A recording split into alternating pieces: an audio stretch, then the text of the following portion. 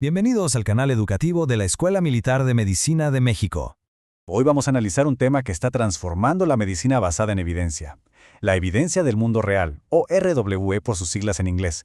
Y para empezar, tenemos que hacernos una pregunta fundamental, una que reta directamente a nuestro estándar de oro actual. A ver, el ensayo clínico aleatorizado, el ECA, es la piedra angular para demostrar la eficacia de cualquier intervención. De eso no hay duda. Sin embargo, su propia fortaleza, ese diseño metodológico tan riguroso, es también su talón de Aquiles. Los criterios de inclusión y exclusión son tan estrictos que terminamos con poblaciones de pacientes súper seleccionadas, casi de laboratorio, que seamos honestos no representan la complejidad y diversidad que vemos todos los días en la consulta. Y esto, claro, compromete la validez externa, es decir, qué tan aplicables son esos resultados en nuestra práctica neurológica cotidiana. Muy bien, esta será nuestra hoja de ruta. Primero, analizaremos los límites del estándar de oro. Después, definiremos qué es exactamente la evidencia del mundo real y de dónde viene. Veremos cómo se genera, sus aplicaciones a nivel regulatorio, los retos que implican y qué le depara el futuro, para cerrar con los mensajes más importantes. Empecemos entonces por el principio, el paradigma actual, nuestro estándar de oro, y esos desafíos inherentes de los que hablábamos. Y ahora sí, vamos a introducir el concepto que viene a complementar todo esto, la definición y las fuentes de la evidencia del mundo real. Aquí es fundamental, de verdad, hacer una distinción conceptual muy precisa. Por un lado, tenemos los datos del mundo real, los RWD. Esta es la materia prima, los datos crudos que se recolectan de forma rutinaria.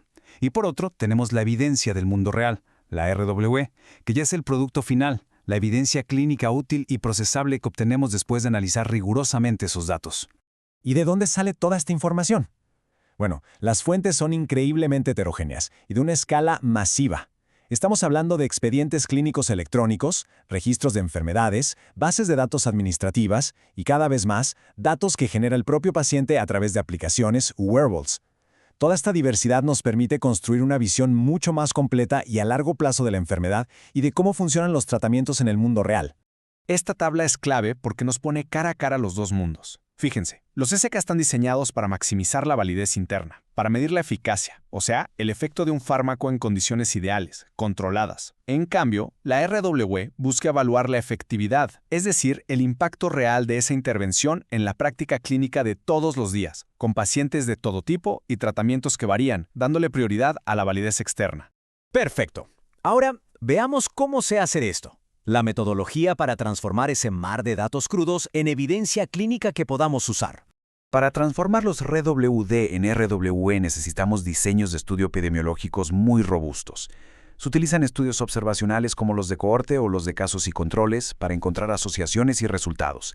Y lo que es más interesante, están surgiendo diseños híbridos como los ensayos clínicos pragmáticos que meten la aleatorización dentro de la práctica clínica de rutina para comparar la efectividad de tratamientos con una alta validez tanto interna como externa.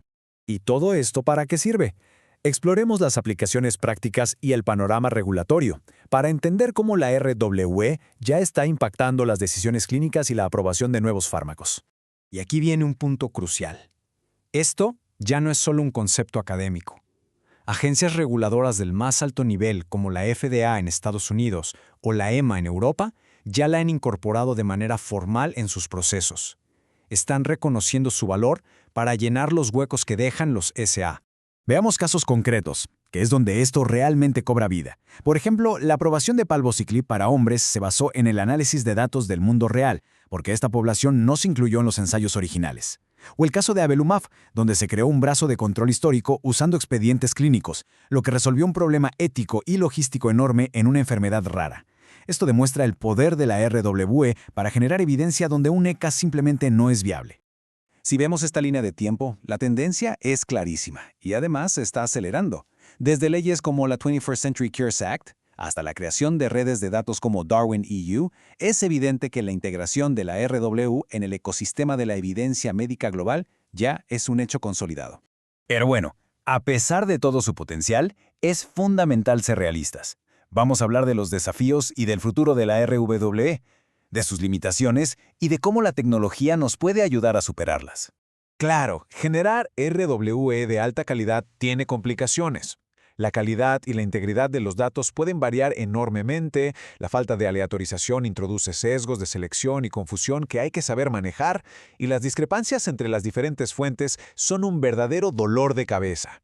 Son obstáculos reales que deben abordarse de forma sistemática para que los resultados sean fiables. La clave, por supuesto, está en cómo mitigamos estos sesgos, y para eso usamos métodos bioestadísticos avanzados. Pero el verdadero futuro, como bien señala esta cita, está en la inteligencia artificial. Técnicas como el procesamiento del lenguaje natural o el machine learning nos van a permitir analizar datos no estructurados, como las notas de evolución, y extraer de ahí una cantidad de información clínica valiosísima que hoy se nos escapa. Muy bien. Después de todo este recorrido, vamos a sintetizar el análisis en conclusiones claras y mensajes prácticos para nuestra aplicación clínica diaria. Como neurólogos clínicos, ¿con qué nos debemos quedar? Primero, la RWE complementa, no reemplaza a los ECA. Nos da esa pieza del rompecabezas llamada efectividad. Segundo, las agencias reguladoras la aceptan cada vez más, pero, y esto es muy importante, exigen rigor. Por eso, tenemos que ser muy críticos con la metodología para identificar y controlar los sesgos. Entender la RWE, en definitiva, es indispensable para una práctica neurológica moderna y centrada en nuestros pacientes. Esta revisión se ha fundamentado principalmente en las publicaciones que ven en pantalla, las cuales forman la base de todo nuestro análisis. Y para cerrar, les dejo una pregunta para la reflexión, una que creo que estará en el centro del debate en los próximos años. ¿De qué formas concretas creen que la evidencia del mundo real va a redefinir la investigación y la práctica clínica en neurología durante la próxima década? Este video fue producido por el general de brigada médico cirujano Humberto Carrasco Vargas. Muchas gracias por su atención.